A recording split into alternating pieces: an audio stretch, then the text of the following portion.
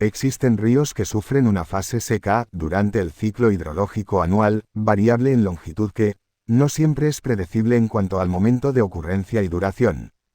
Se les conoce como ríos intermitentes y efímeros, y se caracterizan por su compleja dinámica hidrológica, que influye en las comunidades biológicas y en el procesado y dinámica de la materia orgánica y nutriente.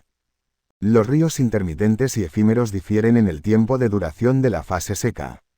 En los efímeros, el agua solo está presente de forma breve tras lluvias intensas, y en los ríos intermitentes el agua se encuentra en los cauces gran parte del año, hasta que llegan las altas temperaturas y se secan, normalmente en primavera y verano en áreas de clima mediterráneos. Estos ríos son un fenómeno natural y global crecientemente reconocido. Se estima que más del 50% de la red fluvial en todo el mundo se seca en superficie en diferentes regiones climáticas, siendo incluso predominantes en áreas de clima mediterráneo. Este es el caso de la región de Murcia, donde se estima que el 90% de sus cauces son intermitentes o efímeros. Esta proporción se incrementará en un futuro, no solo en Murcia, sino en todo el planeta, debido al aumento de las sequías como consecuencia del cambio climático, cambios de uso de suelo e incremento de las captaciones de agua.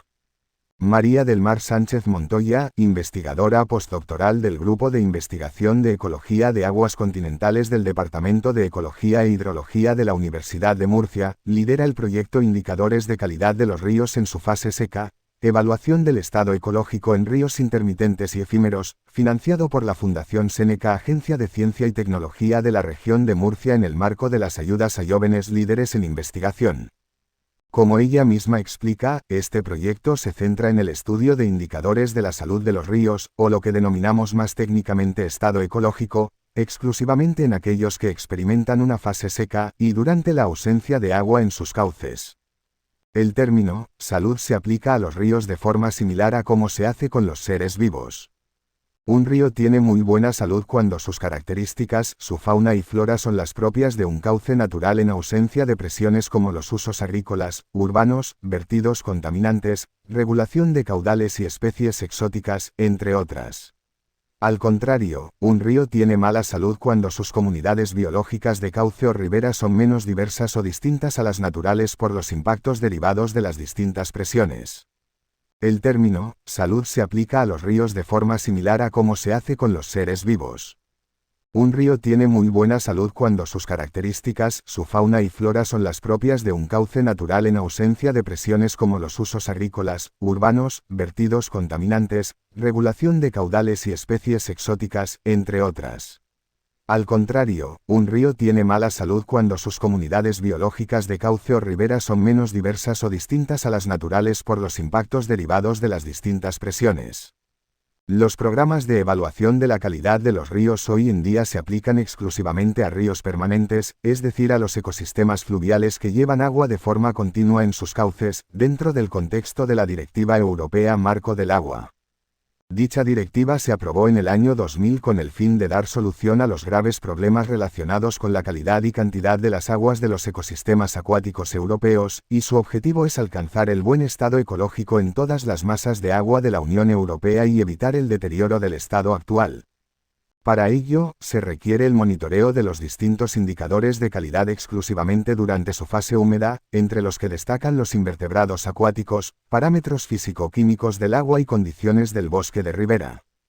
Por tanto, apunta la investigadora, este enfoque tradicional que considera que los ríos siempre llevan agua en sus cauces y que por ello son utilizados exclusivamente por organismos acuáticos, ignora que la mitad de los ríos en el planeta son temporales, es decir, que se secan de forma natural en alguno de sus tramos o en la totalidad durante periodos de tiempo variables.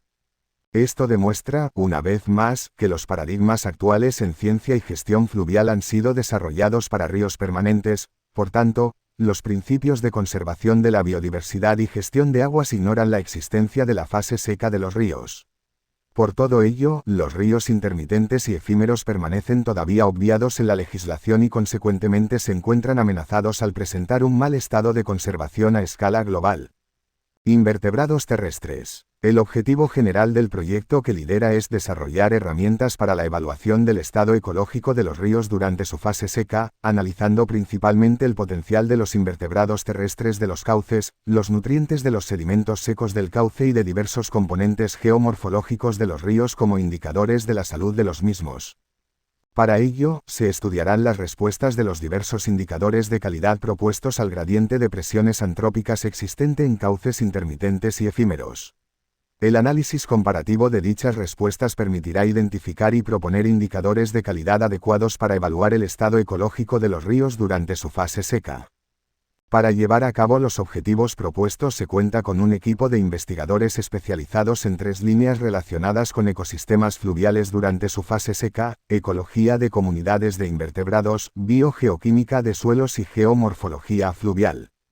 Los cauces secos de los ríos han sido identificados recientemente como hábitats importantes para la comunidad de invertebrados terrestres en distintos continentes como África, Europa y Australia. La comunidad encontrada en los cauces secos, que está compuesta principalmente por arañas, escarabajos y hormigas, puede incluso albergar mayor diversidad y abundancia que los ecosistemas terrestres adyacentes, como son las riberas y las laderas. Esto, según la investigadora Seneca de la Universidad de Murcia, podría deberse a que el inicio de la fase seca de los ríos permite la colonización rápida de los cauces por invertebrados terrestres, que podrían alimentarse de invertebrados acuáticos, peces y algas que quedan atrapados en la superficie de los cauces al secarse. Los invertebrados terrestres han demostrado, por tanto, cumplir algunos de los criterios requeridos a los bioindicadores de calidad ecológica, ya que se encuentran en todos los cauces secos y son sensibles a presiones.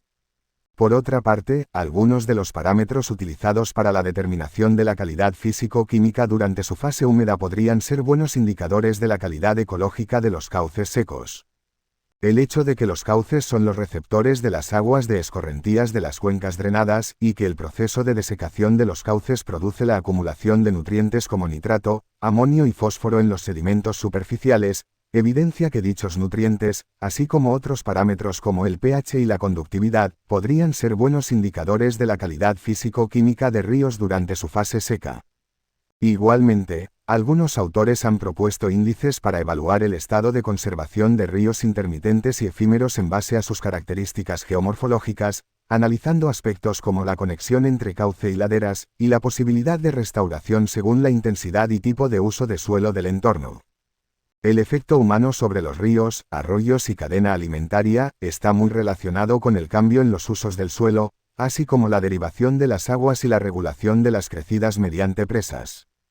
Cuando la sequía se intensifica, aumenta la necesidad de agua para el riego y otros usos agrícolas y esto ejerce un fuerte impacto sobre el caudal natural del río. Según los científicos, el resecamiento natural debido a las sequías no es un efecto humano, pero la toma de agua de los ríos durante una sequía sí lo es, y puede tener consecuencias a largo plazo. La baja en el caudal responde directamente a la tasa de deforestación del país, estimando que se cortan o pierden de 60,000 a 70,000 hectáreas de bosques naturales por año, sin reforestar ni siquiera una hectárea. Muchos destruyen el bosque para siembra de granos o pasto, cortan la foresta y luego queman la poca cobertura del suelo, lo que elimina por completo la capacidad de retención de agua de las principales cuencas. Los ríos amazónicos tienen ciclos de aumento y disminución de los niveles de agua. Son situaciones normales y están relacionadas con las estaciones climáticas de la región. Los habitantes de la cuenca, así como de otros lugares, reconocen en pequeñas señales que les dan los animales, las plantas, el viento y las nubes o el mismo río, lo que va a suceder con el clima. Esto les permite saber también cómo se va a comportar el río y así, identificar lo que podrán o no hacer. Esas señales permiten que la gente haga previsiones. A corto plazo, la gente reconoce de dónde vienen las nubes de lluvia o qué tanto tiempo se queda una nube negra para saber si ella trae o no agua. ¿Qué tipo de calor hace antes de que llueva? Esto es sol de lluvia, dicen, o la forma particular de la brisa que anuncia el agua. También reconocen el comportamiento o canto de ciertos pájaros, por ejemplo, si los pájaros de río pasan por la noche o la madrugada cantando, se sabe que va a llover. O como si los pellares Vanellus chilensis empiezan a hacer sus graznidos y no paran, entonces, lo más seguro es que va a haber lluvia. A mediano plazo, hay otros indicadores. Para los ticuna, el inicio del invierno, la estación de las lluvias, es anunciado con la aparición de una constelación llamada Bagueta, llamada también las Pléyades, al oeste, al final de noviembre. En otros lugares, la gente identifica la aparición a lo lejos de relámpagos o el comportamiento de ciertos animales como las cigarras o los sapos. Hay pueblos que registran los halos de luz que rodean al sol o a la luna en un aro y sabiendo el color o la oscuridad del halo saben si se acerca la temporada seca o la temporada lluviosa. En los Andes colombianos, mucha gente predice el clima del año en los primeros días de enero por medio de las infalibles cabañuelas. Se trata de una práctica que consiste en establecer el comportamiento del clima del año de acuerdo con el comportamiento de los primeros 12 días de enero. Cada día representa un mes, lo que pase ese día pasará ese mes. Es decir, si el día 4 llueve, esto anuncia que abril será lluvioso, si el día 5 hace mucho calor, es señal que mayo será un mes seco. No es lo mismo preguntarse qué hay bajo el agua de los ríos cuando en ellos corre el agua que cuando están secos. Imaginemos sumergirnos en el caudaloso Solimoes justo en el punto en el que se encuentra con el río Negro y parece que las aguas no se juntan porque los colores de cada uno siguen intactos. Imaginemos la fuerza de uno al encontrarse con el otro y la sensación del cambio de temperatura mientras nuestro cuerpo se mueve en ese encuentro de las aguas. Bajo el agua habrá peces, algunos grandes y otros pequeños, algas, insectos, reptiles, anfibios, microorganismos que no podremos ver. El fondo será difícil de avistar por el movimiento del agua, pero desde ahí podremos ver cómo la luz se refracta y se difumina en rayos brillantes, luminosos. Seguro también sentiremos los motores de las embarcaciones que recorren los ríos y escucharemos a los pescadores en sus faenas o a los niños jugando en las aguas. Cuando no hay agua y podemos ver lo que hay en el fondo del río, la imagen es otra y no viene sola. Primero está el silencio, segundo está el calor, la resequedad. Quienes hoy día caminan los lechos secos de los ríos más caudalosos del mundo dicen que es como caminar por un desierto. Hay más agua dulce oculta en acuíferos subterráneos que en cualquier otra fuente del planeta, salvo los mantos de hielo. El agua subterránea desempeña un papel fundamental en los ríos del mundo, del Mississippi al Ganges, y mantiene su curso incluso cuando la sequía disminuye su caudal.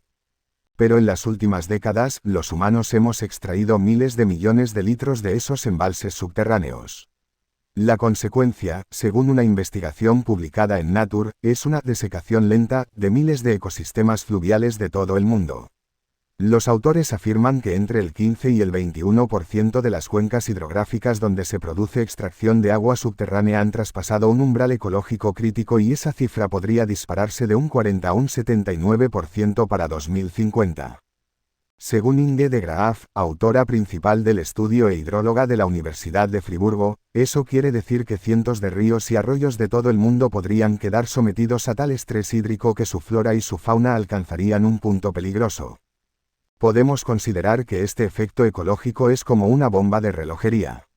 Si extraemos ahora el agua subterránea, no veremos las repercusiones hasta dentro de 10 años o quizá más. Así que lo que hagamos ahora afectará al medio ambiente durante muchos años, afirma. El agua subterránea es el andamio oculto que apuntala gran parte de la vida moderna. En todo el mundo, casi el 40% de los alimentos que cultivamos se riegan con líquido extraído del subsuelo terrestre. Pero muchos de los acuíferos de los que se saca el agua han tardado siglos o incluso milenios en llenarse. El agua de interior podría haberse filtrado por las grietas de la Tierra cuando unos gigantescos mantos de hielo cubrieron el planeta hace 20.000 años. Gran parte del agua se está extrayendo mucho más rápido de lo que puede reabastecerse. Esto tiene graves consecuencias potenciales para las personas que quieren beber agua y cultivar en zonas sin lluvia suficiente.